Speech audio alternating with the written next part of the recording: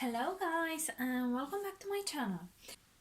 In this video we are finally going to talk about Dendrobium Orchid winter care. Now as you can see, I do have some success with these orchids and I wanted to share it with you. My orchids, or most of my Dendrobium orchids, are potted in semi-hydro. Now this makes of kind of a trickier winter rest, because the winter rest is supposed to mean that we give our orchids a dropping in temperature, plenty of light, and pretty much no water and fertilizer. And in semi-hydro we are supposed to keep all the time the orchid roots wet, and even my Dendrobium anosmum is in a self-watering pot. So I did made some changes in the culture of these orchids on this last month. Actually, I will present to you so you can actually know what I am talking about. This is a Dendrobium anosmum, which is potted in a self-watering pot. There we go. And right now I water it after 2 months. It does have here some water. So for the first time the orchid is receiving some water, but tomorrow morning it will get dropped off the water. Here it is, my Dendrobium Stardust Firebird. I think I will open the flashlight. I hope you will be able to see me better. So here is the Stardust Firebird potted in bark, actually.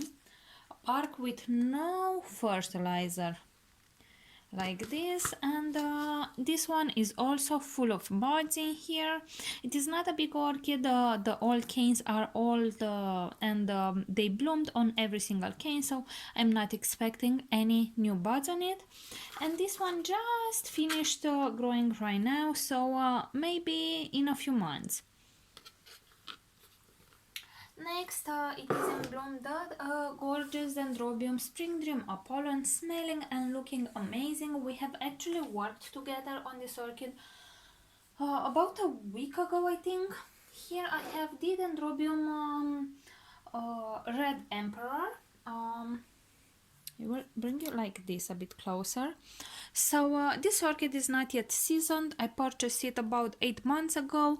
It was in bloom in the wrong time of the year. It was forced into blooming by the nursery, and because of this the orchid is confused. So the orchid is still trying to grow.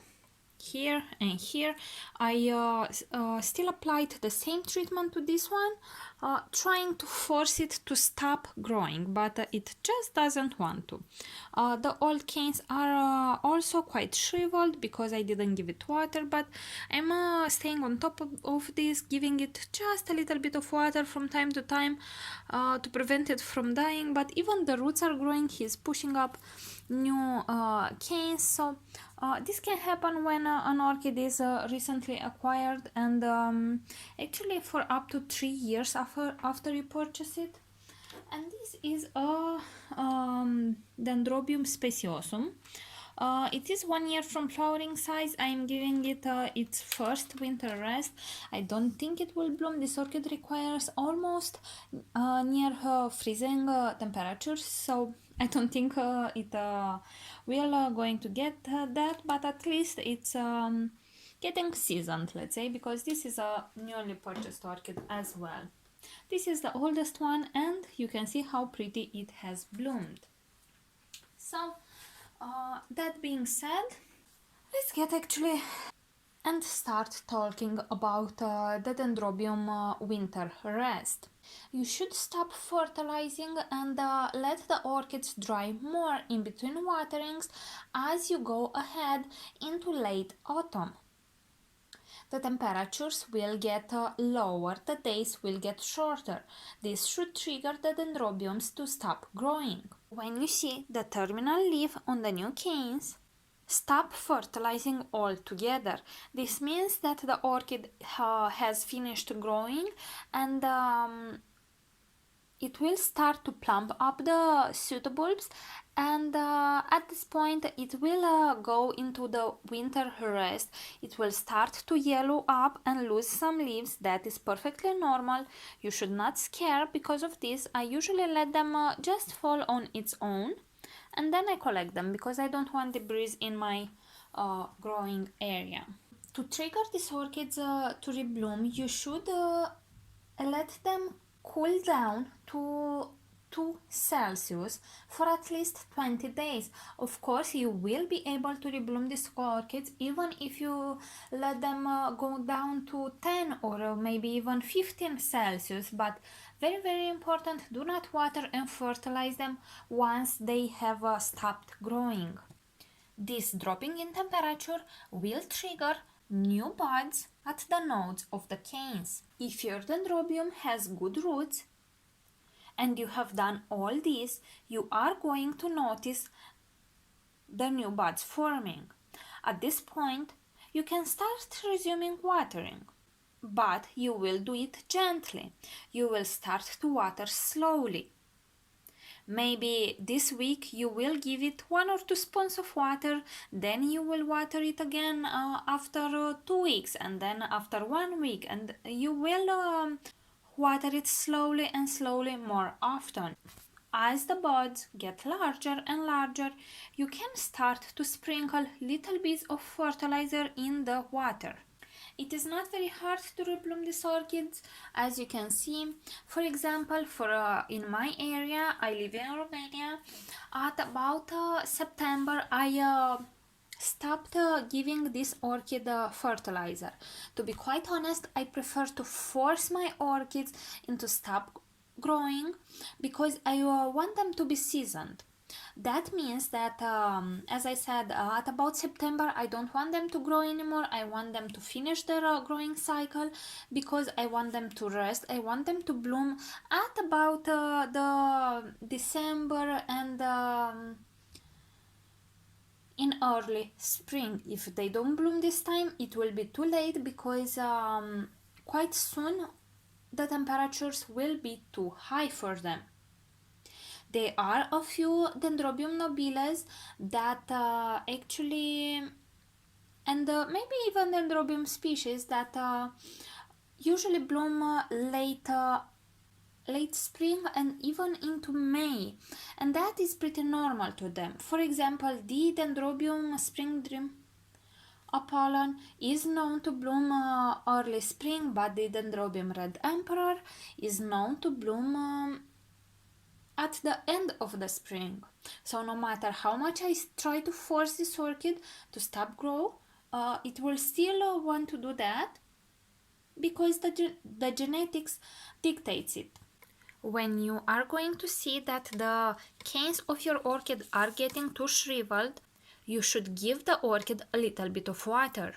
That can mean that if you grow your orchid in traditional medium, like my spring dream, like my stardust firebird, I am going just to sprinkle a little bit of water in the medium. It will flush down and I will let it dry. I will take out the mask because that slows down the rate of evaporation. But in semi-hydro, what do we do?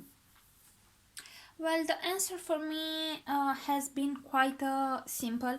Depending on the orchid and its rate of growth or its degree of winter rest, let's say, I am going either to fill up the entire reservoir, like on my Dendrobium Red Emperor.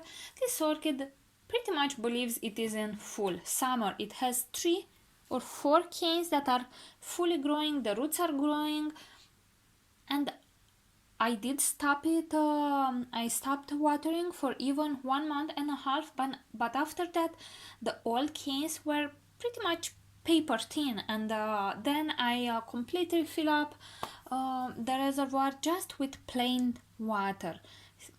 As clean as you can get it. If you can get pure water, distilled water, reverse osmosis water, at this time this orchid does not need fertilizer. and I wanted to treat it this harsh because I wanted to get seasoned.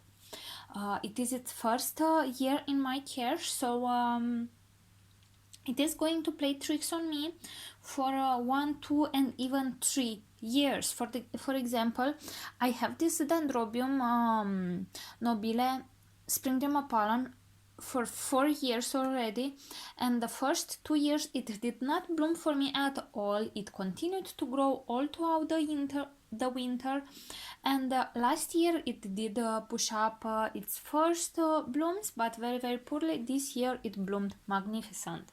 This is because it did stop growing at the right time. As for my Dendrobium Spring Stardust Firebird, I did give it a special care, let's say, even throughout the summer. This orchid does not require a lot of fertilizer, and actually if you fertilize the orchid, this will trigger a massive production of cakeys. So I think I have fertilized it with a very very low solution with fertilizer only 2 times the whole summer. I'm not sure if these are buds or cakeys, but the orchid is not properly rooted, so it might push up cakeys at this time. Sometimes it happens. If the orchid is not well rooted, it will not bloom very very profusely.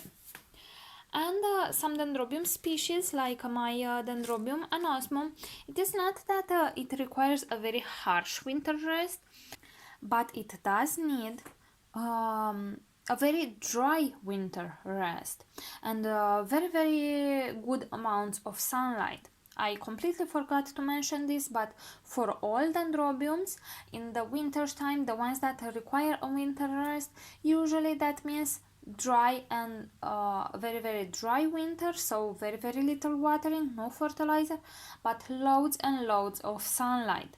At this point these orchids are staying in my balcony. I am leaving the window open throughout the night, just a little bit on the top, and the temperatures are getting to 15-16 Celsius, so this is not ideal for them, but they do have a lot of sunlight, and because they are pretty much so close to the window, it is more cool, let's say.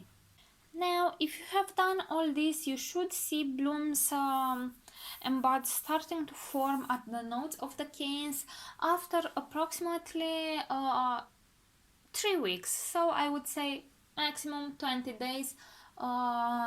You should start to see some nubbins forming there, and from that time until the blooms will be completely opened like this, it can take even up to 2 months, depending on the temperature.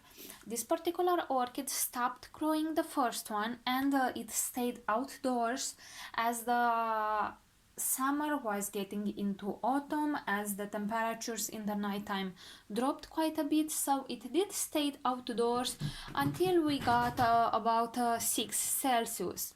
Once I got all the orchids inside the house, it did came as well, because it had already buds in September, let's say late September maybe. So now let's see what it is, 5 of January, and she is already in full bloom for approximately 2 weeks, but it is already having new canes, and these are formed recently. I did started to water this orchid once I saw the blooms were almost completely opened, and this did trigger the new canes of the next season, and that makes me happy because that is the new life of the plant. If you can grow these orchids outdoors, I would recommend so. Of course, not in the winter time. In the summertime, if you can keep them outdoors, even if you will see little burns on the leaves here and there, these orchids are anyway semi-deciduous to deciduous, depending on the particular orchid, so that will not make it any harm, but you see, this is the first time that the Dendrobium nobile grew in plain full sunlight in the summer, and look how beautiful the orchid bloomed.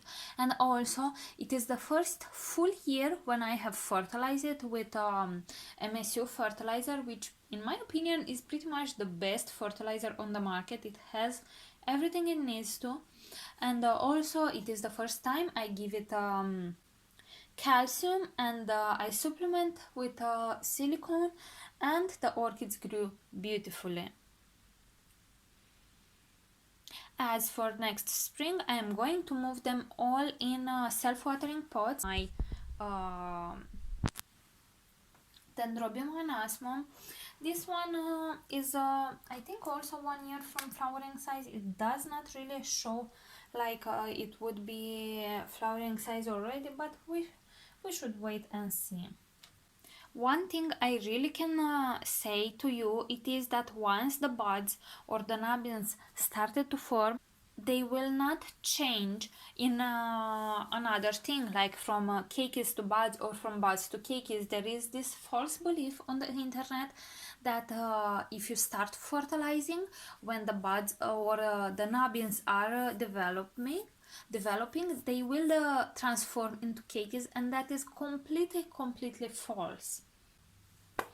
So alright guys, I hope you have liked this video. I hope this video was useful for you, and if you have any questions or I did not cover any part of the topic, please leave the comments down below, or if you want to share any thought, don't forget to give this video a like, and subscribe to my channel for more videos like this. Thank you very much for watching, and see you all next time. Bye!